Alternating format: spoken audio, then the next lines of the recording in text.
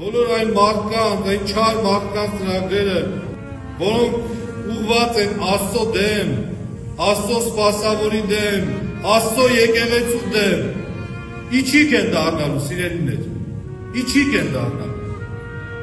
Տերը գալու է եւ կարեւոր է սա, Տերը պատժելու է բոլոր նրանց, ովքեր դեմ են արդարությանը, դեմ են ճշմարտությանը, դեմ են Քրիստոսի լույսին, Տերը պատժելու է նրանց ամենախիստ ձևով, իր ներկայությունից զրկելով։ Քանի դեռ ապրում ենք այս երկրի վրա, այս արևի տակ, ժամանակ ունենք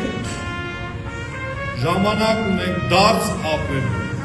ժամանակ ունենք դեմքով դեպի Քրիստոսին դառնալ։